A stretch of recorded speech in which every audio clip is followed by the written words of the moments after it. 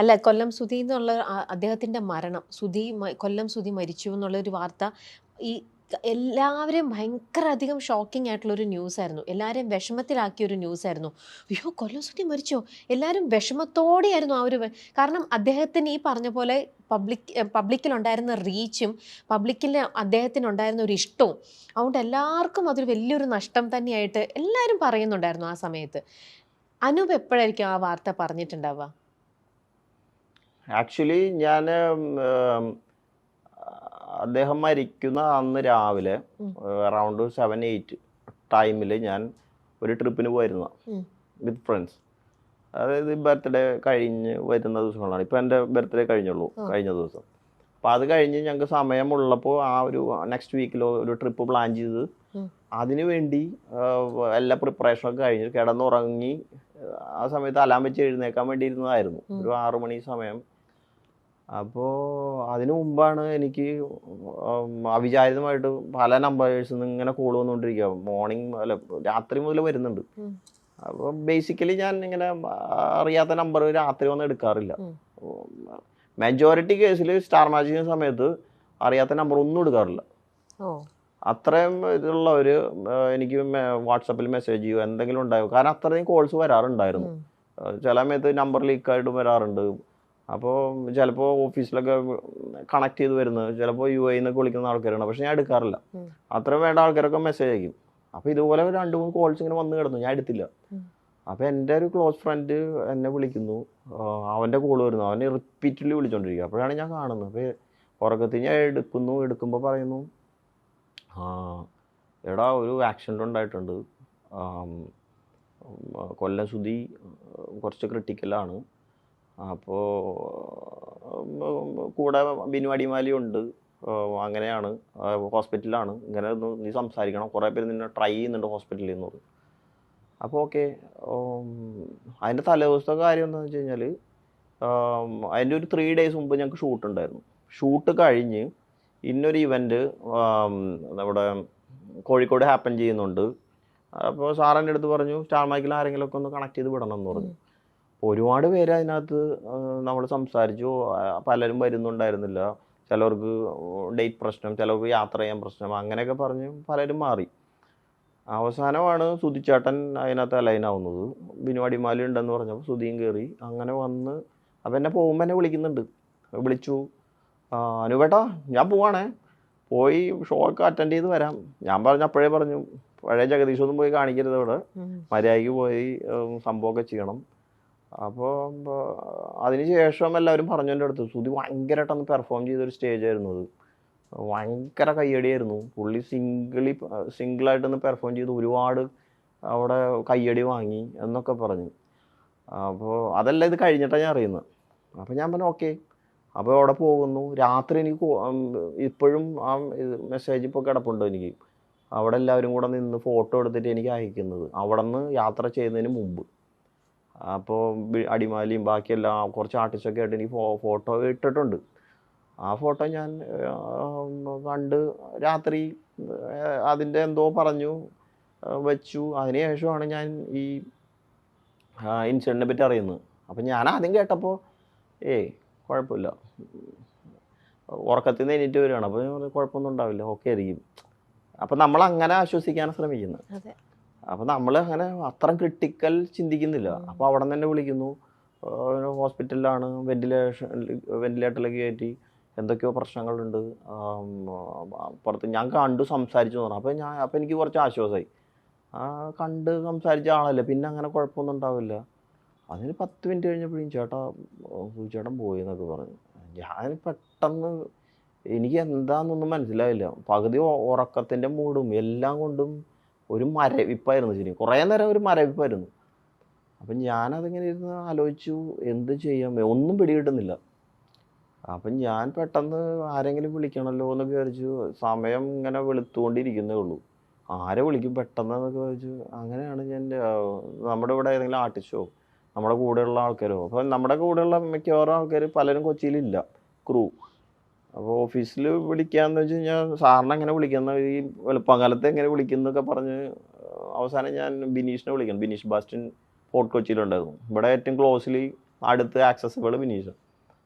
അപ്പോൾ ഞാൻ ബിനീഷിൻ്റെ അടുത്ത് പറഞ്ഞു, ബിനീഷ് ഇങ്ങനെ സംഭവം ഉണ്ട്, നമുക്കൊന്ന് അവിടം വരെ പോയാലോ എന്ന് പറഞ്ഞു. അപ്പോൾ തന്നെ ഞാൻ ബിനീഷ് വരാമെന്ന് പറഞ്ഞു. അപ്പോൾ തന്നെ ഓഫീസിൽ വിളിക്കുന്നു, 2-3 പേരൊക്കെ ഇട്ട് സംസാരിക്കുന്നു. അപ്പോൾ അവിടുത്തെ ഡ്രൈവേഴ്സൊക്കെ ഉണ്ടായിരുന്നു, ഫ്ലവേഴ്സിൻ്റെ ഡ്രൈവർ ഉണ്ടായിരുന്നു. അപ്പോൾ അവരുടെ കൂടെയുള്ള അറ്റാച്ച് ചെയ്തിട്ടുള്ള വേറെ ഡ്രൈവേഴ്സ് പിന്നാലെ വന്നു, അവരൊക്കെ എൻ്റെ അടുത്ത് സംസാരിക്കുന്നുണ്ട്. അവിടെ എത്തുന്നത് വരെ എനിക്ക് എന്തൊക്കെയോ സംഭവിക്കുന്നു, ഒന്നും മനസ്സിലാവുന്നില്ല. പലരും വിളിക്കുന്നു. അപ്പോൾ എന്നെയാണ് ഏൽപ്പിച്ചിരിക്കുന്നത് സുധീരെ വീട്ടിൽ അറിയിക്കാൻ. അപ്പോൾ അപ്പോൾ ഞാൻ വണ്ടിയിലിരിക്കുന്നുണ്ട്. അപ്പം ഞാൻ സാധാരണ എല്ലായിടത്തും സെൽഫ് ഡ്രൈവ് ചെയ്താൽ പോകാറ്, കമ്പനിയിൽ നിന്ന് വണ്ടി എടുത്തില്ല. അപ്പോൾ ബിനീഷ് വന്നതുകൊണ്ട് ബിനീഷിൻ്റെ വണ്ടി ഞാൻ കയറിയിരുന്നു.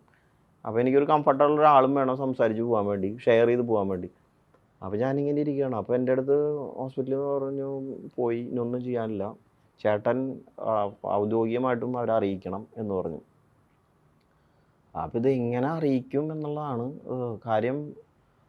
സുധി ചേട്ടൻ എപ്പോഴും ഷൂട്ടിൻ്റെ ഇടയ്ക്ക് തന്നെ കട്ട് ചെയ്ത് കഴിഞ്ഞാൽ അപ്പോൾ പോയി നേരെ വിളിക്കും, ഭാര്യ വിളിച്ചിട്ടുണ്ട്, മകൻ വിളിച്ചിട്ടുണ്ട് എന്നൊക്കെ പറയുന്ന ആളാണ്. അപ്പോൾ രാവിലെ 6 മണിക്ക് വിളിച്ച് ഞാൻ എങ്ങനെ പറയുന്നത്? അപ്പോൾ എനിക്കൊരു പിടിയും കിട്ടുന്നില്ല. ഞാൻ കൈയൊക്കെ കുറച്ച് വിറച്ച് കുറച്ച് നേരമൊക്കെ ഇരുന്ന്.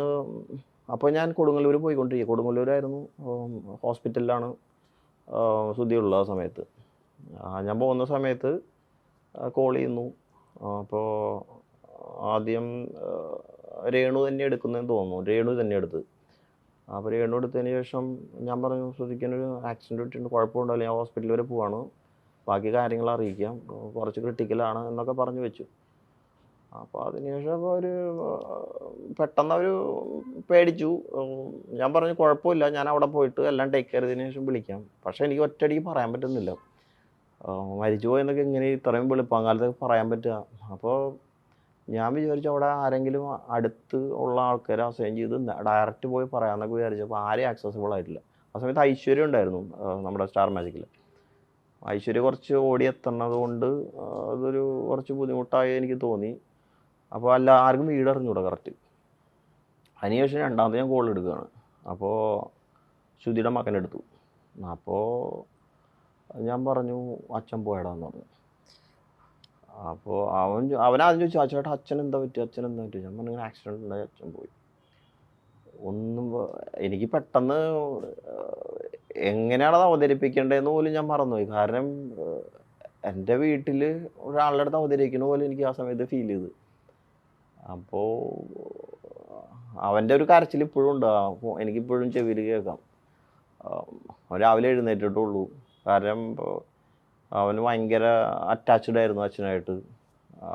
എനിക്ക് ആരൊക്കെയോ എൻ്റെ ഫോൺ വിളിച്ച് സംസാരിക്കുന്നുണ്ട്, തൊട്ടടുത്തുള്ള ആൾക്കാർ ആരൊക്കെയോ കുറേ നേരം, ഒരു 5 മിനിറ്റ് നേരത്തേക്ക് എന്തൊക്കെയോ നടന്ന് എനിക്ക് ഇപ്പോഴും ഓർത്തെടുക്കാൻ പറ്റുന്നില്ല.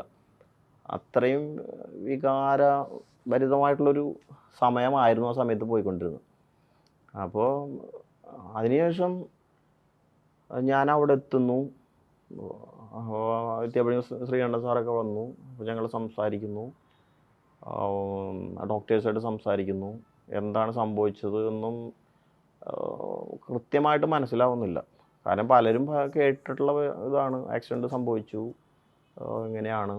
അപ്പോൾ വീട്ടിൽ നിന്ന് വിളിക്കുന്നു. അത് കഴിഞ്ഞ് രേണു എന്നെ വിളിക്കുന്നു, ചേട്ടാ എന്താ സംഭവിച്ചത്? ഞങ്ങൾക്ക് ആരുമില്ല, ഇനിയിപ്പോൾ എന്താ? ഞാൻ പറഞ്ഞു, ഞാനിപ്പോൾ ഹോസ്പിറ്റലിലെത്തും, എത്തിയതിന് ശേഷം പറയാം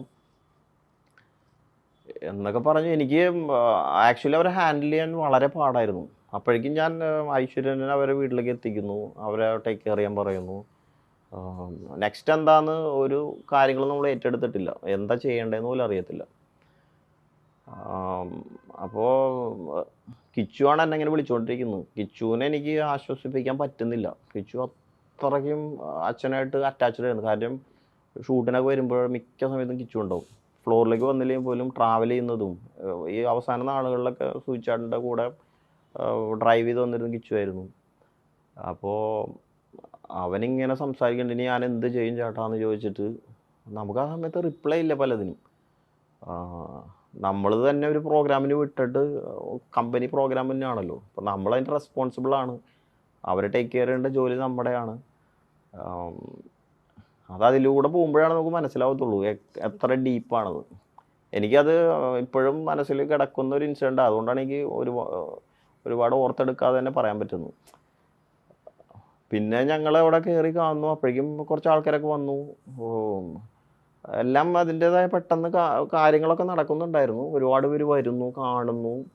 ഓ, ഞാൻ നേരെ അതിനുശേഷം എന്നെ ഡോക്ടർ പറയുന്നു കാണണമെന്ന് വിചാരിച്ചു. അപ്പോൾ ഞാൻ കാണണമെന്ന് പറഞ്ഞു. കണ്ട് അപ്പോൾ മോർച്ചറിയിലായിരുന്നു. കയറുന്നു. അനൂപ് ചെന്നപ്പോൾ ആ, മോർച്ചറിയിലായിരുന്നു. മോർച്ചറിയിലായിരുന്നു. അപ്പോൾ അങ്ങോട്ട് മാറ്റിയിരുന്നു. അതൊക്കെ പെട്ടെന്നായിരുന്നു. അപ്പോൾ ഇല്ല, നമ്മളത് 2 ദിവസം മുമ്പ് കണ്ട അതേപോലെ തന്നെ ഒരാൾ കിടക്കുന്നു. എനിക്ക് ആക്ച്വലി അത് കൺട്രോൾ ചെയ്യാൻ പറ്റുന്നുണ്ടായിരുന്നില്ല. വിനീഷാണ് എന്നെ പിന്നെ ചേർത്ത് പിടിച്ച് പുറത്ത് കൊണ്ടുപോയത്. ഇപ്പോഴും ആ സിറ്റുവേഷൻ എൻ്റെ മനസ്സിലുണ്ട്, കണ്ണിലുണ്ട് ഇപ്പോഴും.